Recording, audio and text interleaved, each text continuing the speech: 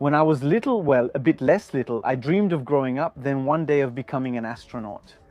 Or maybe a veterinarian for astronaut dogs. After all, the first Earthling to go into space was a female dog, Laika, sent by humans.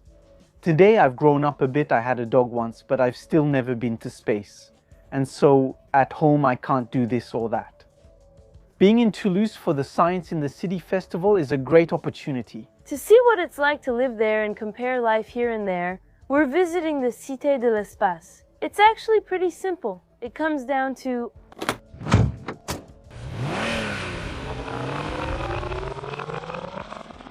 But to go up there into space for an astronaut, it's about sitting on 300 tons of propellant, like a cannonball. We don't all have the same job. Given the energy needed for takeoff, it's understandable, though a bit annoying, that they must wear diapers to reach their workplace. Everything happens from within the Soyuz. A technological marvel that, in terms of comfort, is a bit like a sardine can.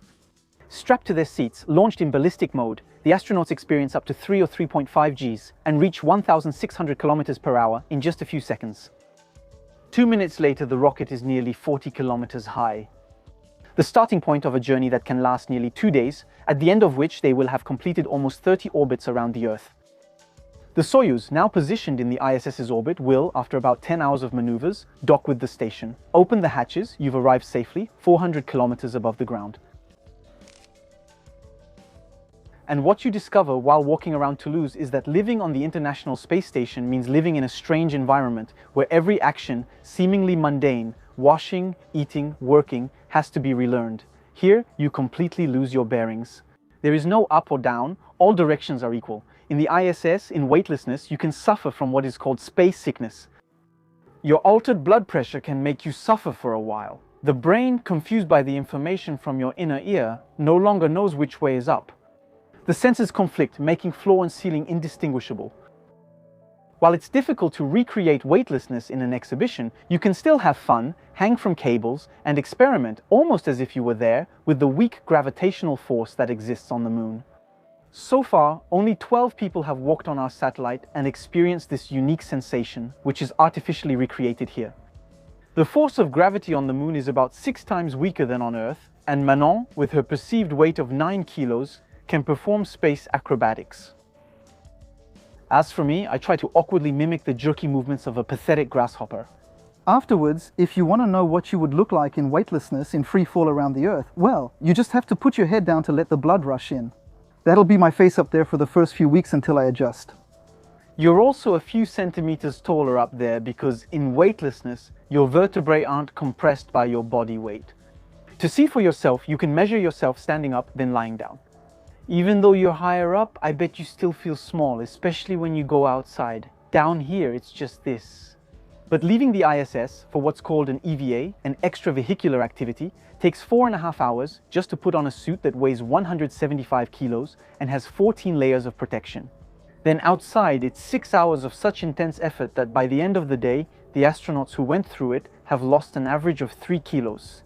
All of this takes place in one of the most hostile environments there is, the vacuum, with temperatures that can go from -100 in the shade to +150 in the sun.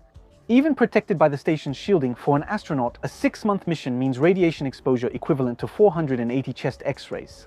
In fact, in space, even sleeping can be dangerous, because when you breathe, you produce CO2, which, in zero gravity, can end up forming a bubble around you, risking suffocation while you sleep. That's why you sleep with a small fan near your face to circulate the air. Sometimes I tell myself I'm really glad to be on Earth, plus I don't have to swallow my toothpaste. And if I want, I can afford to wear a different clean t-shirt between each shot. For them, it would be more complicated because up there, every kilo sent costs a fortune. That's why the inhabitants of the ISS only change their underwear every 2 or 3 days. And work clothes on average every 10 days. By the way, to avoid waste, we recycle everything we can, including and especially water. The water from sweat, but also the water contained in feces and urine, which is treated and re-injected into the system. As the astronauts used to say, yesterday's coffee will be tomorrow's coffee.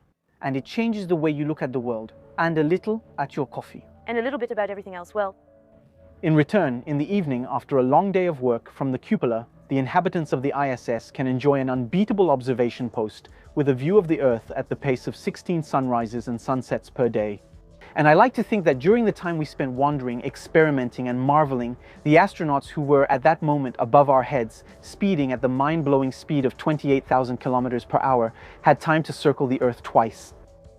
On the other side of the porthole, the unfathomable and austere, hostile vastness of gigantic space captures our gaze. More than just a window to the world, it's also a mirror, as the exhibition Gravity Zero shows us. Here in Toulouse, at the Abattoir Museum, works by artists are presented who, drawing on the stories of researchers, engineers, or astronauts, have in their own way tried to break free from Earth's gravity.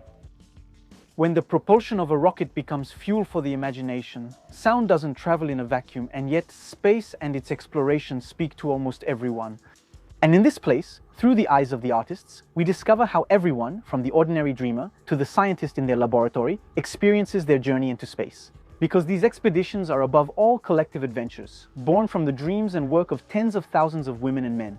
Around a corner, I discover Inner Telescope, designed by Eduardo Cach and made possible thanks to the collaboration of Thomas Pesquet.